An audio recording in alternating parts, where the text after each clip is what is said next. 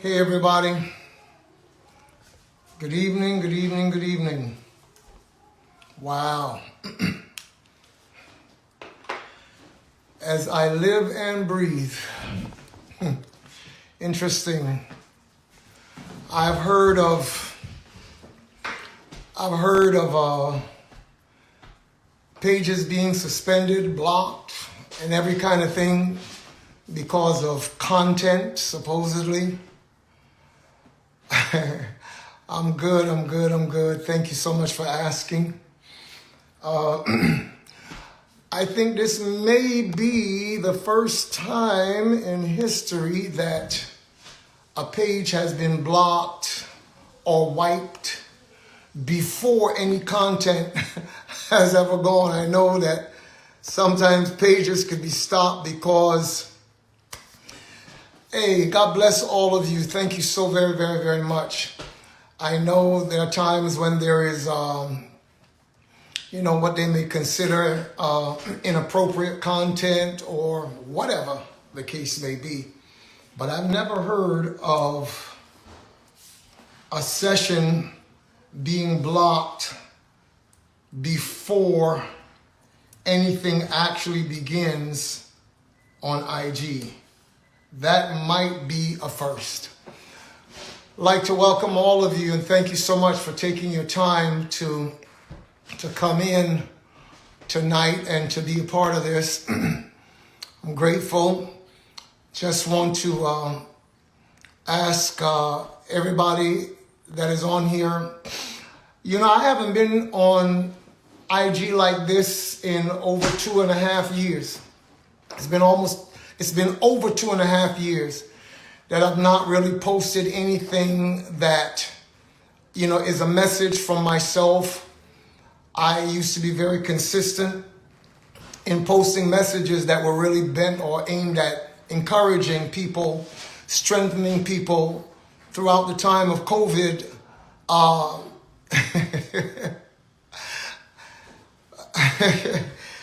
my goodness. Yeah, that has really been, aimed at being an encouragement. I remember during the times of COVID that I really started to address dealing with the spirit of fear and self-doubt. And throughout all of that time, people were engaged and I'm grateful. It was encouraging to hear that the message was not merely, going out, but that people were actually receiving from it. And so for 2.5 years, over 2.5 years, I've not really said anything. I have walked through the season. We have been through the storm and the rain, and we have kept ourselves strong. In fact, let me correct that. God kept us strong. And I'm grateful for everything that the Lord has done and how he has kept my family, because guess what? We have been through so much. And that is why tonight I thought it was time to speak. In the book of Ecclesiastes, it is written, there's a time to speak and there's a time to keep silence. And I do believe that the time has come to speak for now, for now. So tonight I want to take you on a little bit of a journey. And I pray that you will stay with me. I pray that you will strap on your seatbelts and be ready to take this ride with me. Many of you, for some time, have been concerned as to what has been going on with regards to Tory. Just give me one sec, please. I'm so sorry, but just give me one moment. This won't take long.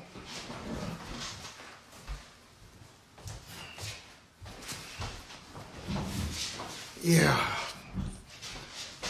A lot of you have been concerned about him. I am grateful to all of you who have loved him, have stayed with him. And as you know, we've just come through a trial that ended in the way that it ended. And I appreciate all of you who at least have decided not to allow your mind to be hijacked by a narrative that others would want you to believe, as though you have no sense, as though you have no mind, as though you should never be allowed to think for yourself. And that's basically what it has been.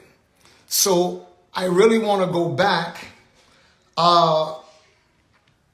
just buying a little bit of time, because I would like for as many ears as I possibly can get to hear what I have to say tonight, because I believe that I'm speaking from a place of truth, from a place of love. And some of you who are coming on, I appreciate, by the way, a couple of you contacted us, my wife's page, and a couple of you have said, hey, listen, how can we help? Because it's very obvious that there are certain forces that would not want my voice to speak tonight. But this is not new. This kind of warfare began just over 2.5 years ago. 2.5 years. No, we are, 2.5 years and a couple of months ago, let's say, give or take.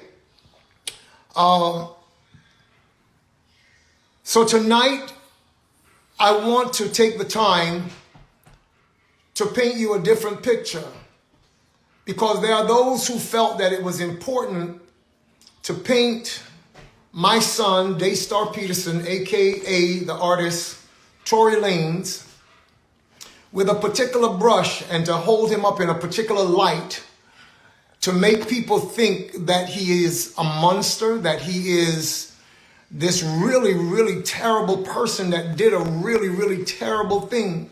When I look at the fact that these people were willing to go to no length to make sure that story is told and told and told and told, it makes you question why. You see, I was the first person that he called when he was able to call on the phone to say something about the situation that had happened back then. I must say this to you, however, before I get started.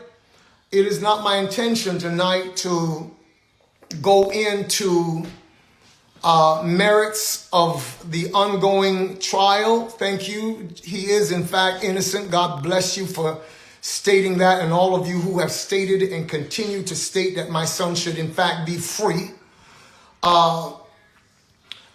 So I am not going to get into speaking about a case that is not over, although many would like to think that it is or would hope that it is. So I'm not going to get into speaking about the merits of a case, about the legal realities of it. They are experts in that field who are standing up to address it now. And so I will allow them to do what they do best. And I will do what I know that God has gifted me to do best. And that's number one, to tell the truth. That's number one. That's number two, to be a voice for truth. You see, truth is not a philosophy, people. Truth is not an ideology. Truth is not a religion. It's not a doctrine. I have been a servant of God for years. My children grew up as they saw us go from sometimes city to city, nation to nation. We lived in a lot of different places. And on one hand, that really gave us an international perspective of the world and what it's really all about. And so there are some things that I do want to say, and I would ask that you can help me to get it out as far and wide as it is possible to get it out. I pray that those of you who showed up for Live at 7 to find that my page had gone dark, was just a black screen there. that I pray that you return. Thank you again for those of you who actually reached out. I've had a couple of calls, some messages, and people are saying, hey, how can we help you to do this? How can we help you to do that? Can we get you on station head, etc., etc.? And I appreciate all of that. I'm not coming tonight with vengeance in my heart. I'm not coming to try to tear people down. I'm not trying to render evil for evil. As the word of God that I have taught and lived or sought to live for years have told me to love even my enemies. It's not easy sometimes, I can tell you that. But I have sought to walk the love walk, and I've taught my children to do the same.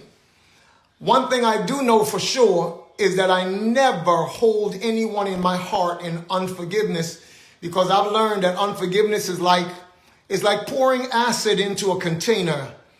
If you pour acid into a container, it will first affect the container before it affects anything outside of the container.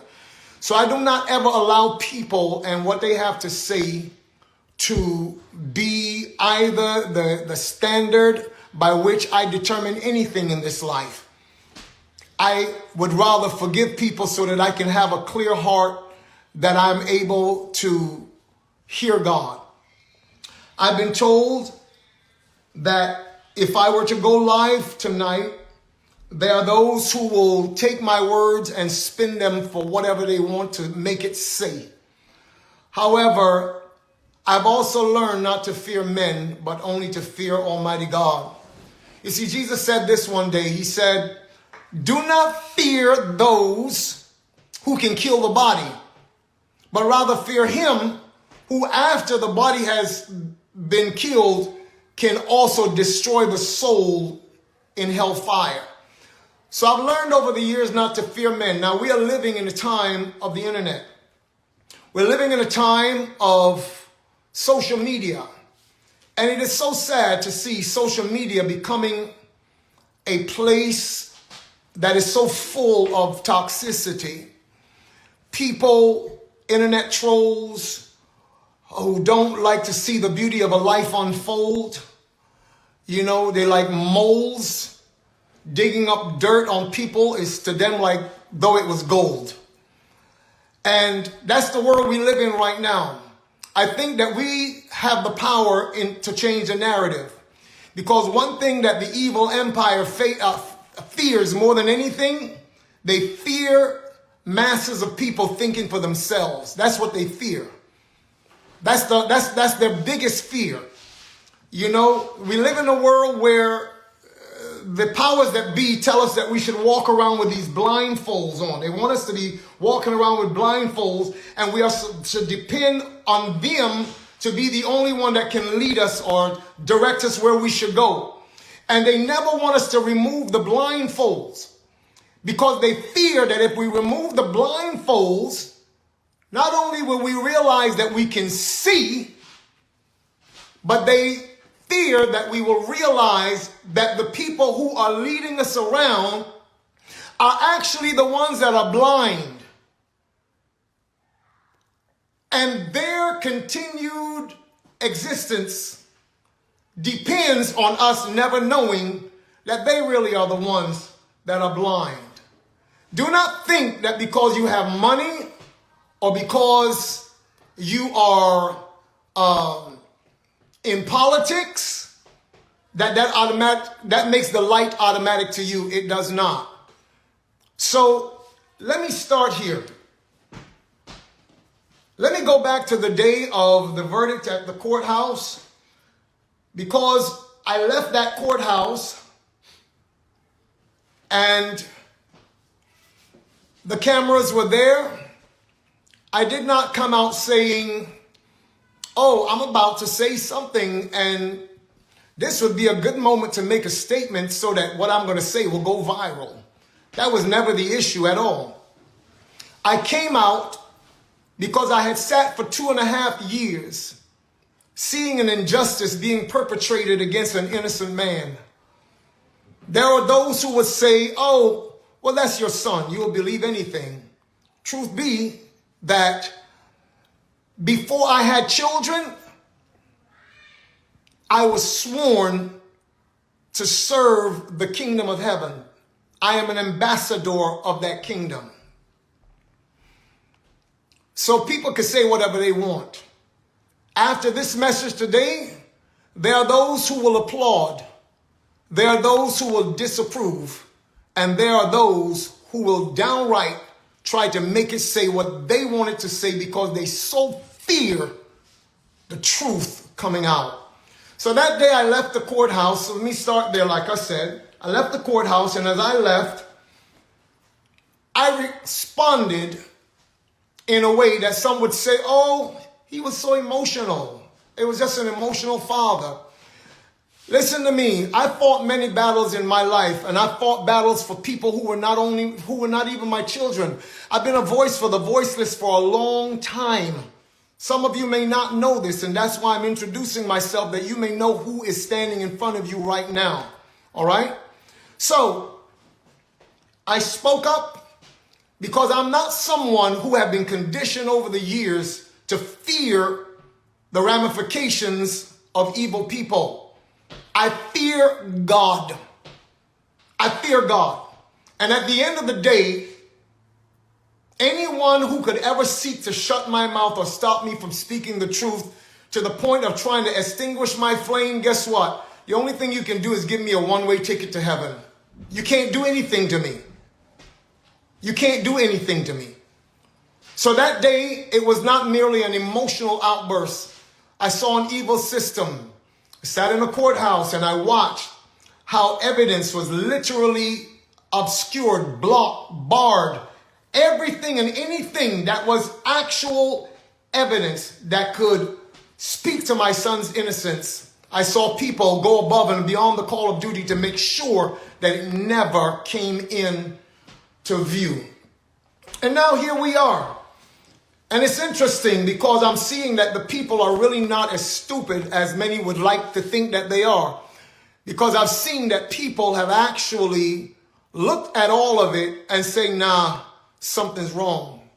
Something is really, really wrong here. And we're just not buying it. So as soon as certain folks saw that the narrative was not going in the direction that they wanted it to go, as soon as they saw that, in fact, it was not how they thought it was supposed to have thrust certain people further into the stratosphere of superstardom while using my son as a sacrificial lamb to make that happen, because that's been the narrative for 2.5 years. That's been the narrative.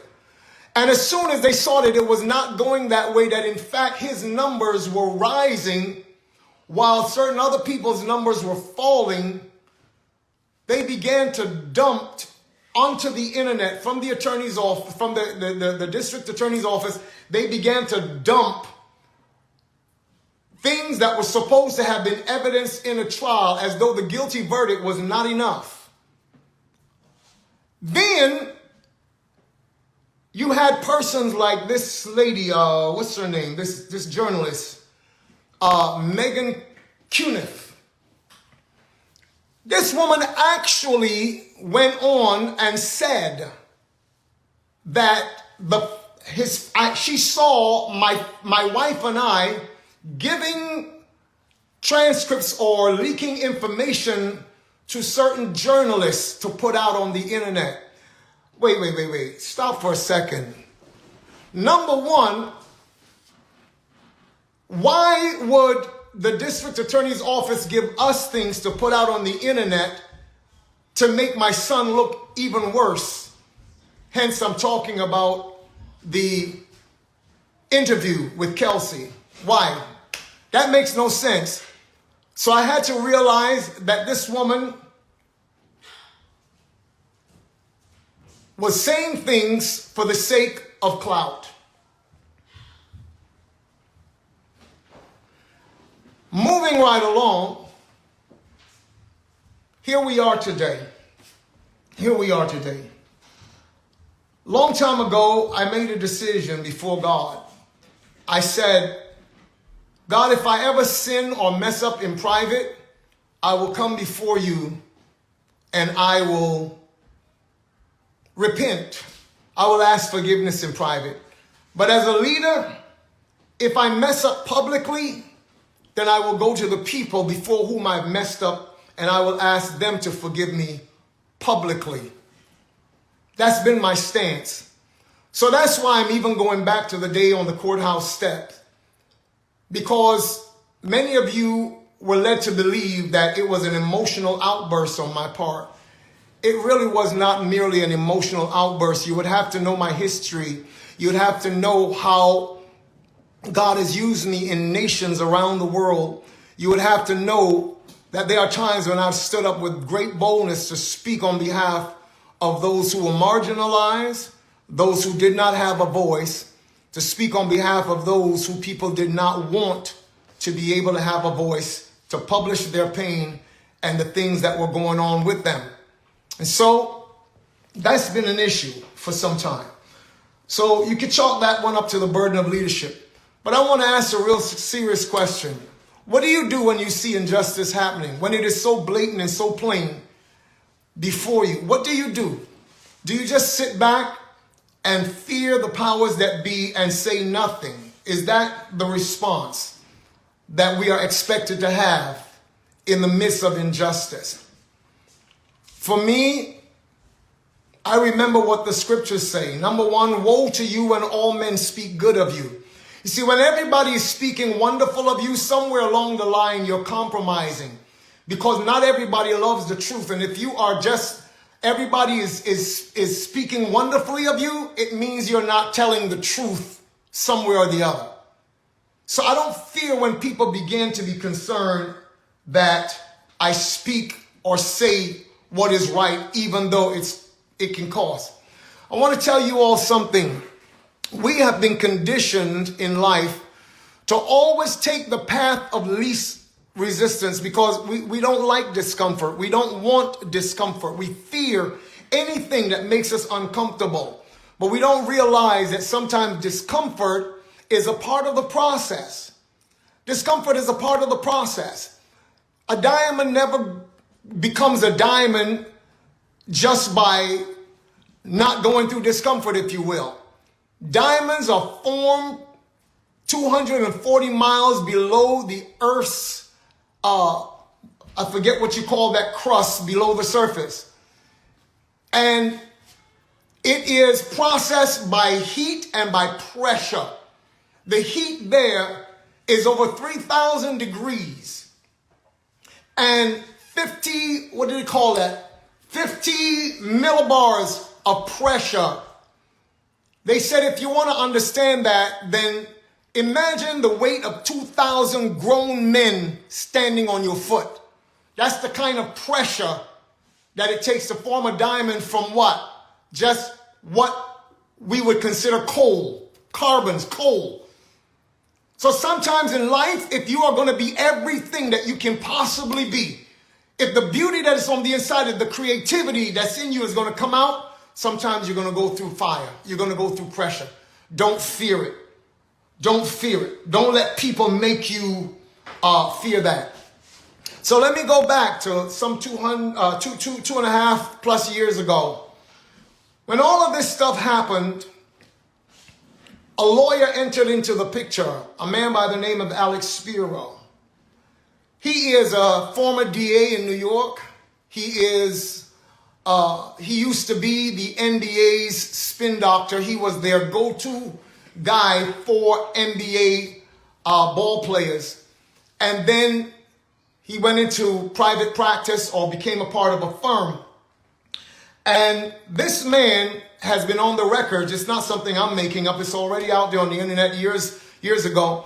He said, when I'm going to try a case of a high-profile case, I first try it in the court of public opinion. And so that's what they did. The strategy was basically to paint a smear campaign against a young man, an artist, to try to make him feel or try to make the public believe that he is the worst person that's ever walked on the planet. How could he be so terrible to shoot a black woman and all of that?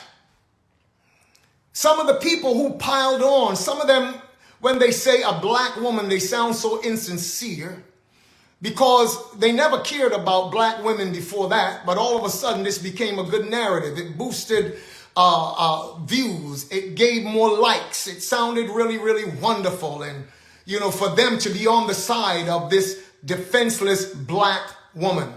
Let me stop right here and say this, and this might come as a shock to many of you. But guess what? Both my son, myself, and others of our family have long decided that we are not going to hold any animosity against Megan Pete, aka Megan the Stallion. We forgave that girl long time ago, because again, we know that the principle of forgiveness is important in order to cleanse one's heart, to cleanse one's soul, and to not be, you know, bound up with hatred and you know, hatred, trust me, resentment, bitterness, those things can actually cause diseases of the bones. It has been proven, and it can cause sickness in your body because you're holding on to something that is negative against the real life force in your life. So whatever you do in life, no matter how hard it is, forgive, because forgiveness is not for the other person. It's for you. It's for you. And so that's what we decided. Some will actually, no doubt, question, is he actually saying that Tory forgave Megan for all of what's going on? Yes, we have forgiven her. But what we will not back down from is the machine that has been in the background trying to press a narrative in order to use this girl for what they have used her for. So let's move on from there. They came in with a smear campaign that was second to none. Yes, it was during the time of the George Floyd situation, the Breonna Taylor situation.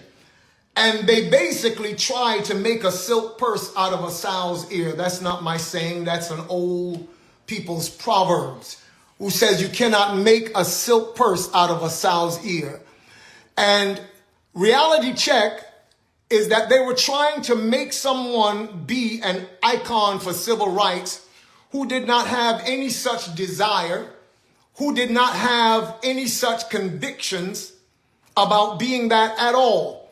And it came across very insincere to a lot of people. You see, the powers that be and those who actually have the power of the machine in their hands can make us think all day long that that was for real, but people saw right through that. And so a lot of that began to just fall on its face. The strategy was simply this. Number one, they went behind the door, closed doors, and got the powers that be to place a gag order on my son. He wasn't supposed to say anything. He wasn't supposed to say anything. Even to the place when he sought to use his art to speak for himself, because that was his only way. There were so many voices. Oh my God, how insensitive. Blah, blah, blah, blah, blah, blah, blah. But I will have to ask you, what would you do in such a situation? At the end of the album called Daystar, the last song is called Life. And he ends that song by saying, you get up one day and you have thousands of people hating on you all at once. It brings your world down.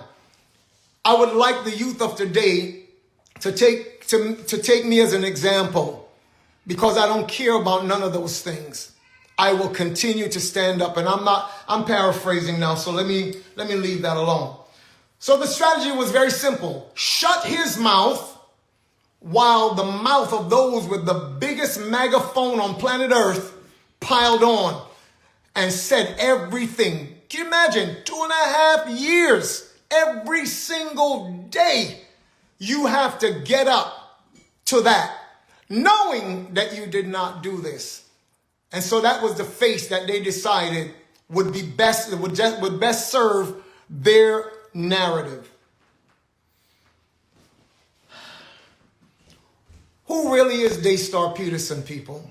Who really is Daystar Peterson? 1 second, please.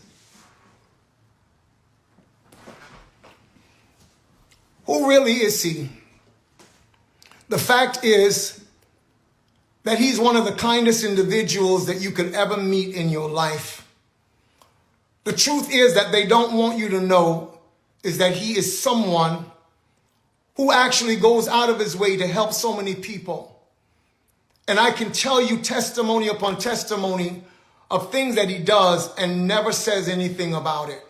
Never lets anyone else know what he does in the background to help people. He will never tell you that. And there's one young lady who got in contact with me that was diagnosed as being bipolar, having a bipolar disorder, that he paid her rent. She told me, not him, because he would never say it. He paid her rent for 1 full year because she was a single mother battling through depression and situations going on in her life. He will never come and tell me what every security personnel that's ever worked for and with him has told me one by one, independent of each other. I've never worked with a celebrity like this. I've worked with others. Sometimes they make us stand outside as they go inside and have meals and do all this. He has never treated us like that. He's only ever treated us like family. But yet the world will try to make you think that this is the worst kind of human being, and it's not true. So I can't continue to sit here and just hear this over and over and over and over again and say nothing. Now my son is fighting for his life because of things that have been done in a terrible way. And they would have us to just do nothing, just say nothing. But today I'm asking you to help me to get the real story out. Because I did not realize in the beginning, when this media war started, what the end result of it would really be. I didn't realize what the strategy really was, and how there are those who felt it necessary to push this narrative and what they were pushing it for. And so here we are. But this is not just about Daystar. This is not just about him. It's really about the fact that these kinds of injustices have been happening for a long time, and they go in secret. Nothing is ever said. People are being destroyed. Families get torn apart. Oh yes, I know that there are real crimes in our society, and I don't condone any of it. I don't believe anybody should be victimized by anybody. I don't think that that's what God wants. He gave us a world that is so beautiful. If it's messed up, it's because we messed it up. So he never intended for us to be so inhumane one to another. I understand that that happens. And I understand that if we cannot have the law in our hearts, then it would many times take the law outside of us to keep us moving in the direction that brings some semblance of peace or harmony within a society. I understand all of those things. But I also understand that many people, their lives are being destroyed, ripped apart. And although we have some good people in the system, sometimes the system gets it totally wrong. We have innocence projects now that have been able to go back, and sometimes people have been in prison for God knows how long. And had it not been for somebody who took up their cause, they would still be there and they were innocent. So the system does not always get it right. Many times they get it very, very wrong. Has anybody ever told you that for the past 3-4 years, Daystar Peterson, aka Tory Lanez, has been on the board of Unite the People, which is a prison reform platform and initiative run by a very faithful and dedicated man, Caesar McDowell. Has anybody ever told you that he has been on that board for almost 4 years and that he has many times used his own resources to ensure that people come out of prison that were wrongly incarcerated or unduly sentenced? Supposedly, prison is to be about rehabilitating people, but that's not been the point. That's not been the issue. So many people come out destroyed, broken, and if they don't have any system or support, not only will they never make it back into society, they will be destroyed for the rest of their lives, mentally, emotionally. Some people come out being greater criminals than when they went in because an environment is created that is not meant to rehabilitate or make a human being better in any way. So tonight, I ain't come on here just to take up your time. I came here to let you know that my son is not what people want you to think he is. He's not what they want you to think he is. He's actually someone who is kind, he's compassionate, and there is no way, not just because I'm his father. You got to understand, for the last 40 years of my life, I've dealt with people all around the world, on at least 3 continents, several islands throughout the Caribbean. I've been involved in helping especially young people to be entrepreneurs, teach them life skills, entrepreneurial skills. I've seen people come from absolutely nothing till today. Their lives have meaning. They're actually doing things and helping other people in their lives. That's what my life has been all about. And that's what I passed on to my children. And so I want to say two things. In 1990, I went to my bed and I had a dream. And in that dream, I saw that I was driving in downtown, a city in Canada. And I was pulled over by the police in the vision, and they said, give us the manuscript on the destiny of the black race. Mind you, in the natural world, I had never even conceived of writing a manuscript like that, much less putting out a book. But that's what happened in the dream. They said, give us the manuscript on the destiny of the black race. I went to the trunk of my vehicle, took it out, walked it back to the squad car, and I handed it to the officer. And as I was handing it, I said to the man, I said in my mind rather, I handed it to him, but in my mind I said, you can take this, but you can't take what's in my heart. And from then, long story short, I started to study, I started to research on what the plight of black people were. And as soon as I started that, again, I went to bed one night and I was thrust into another dream.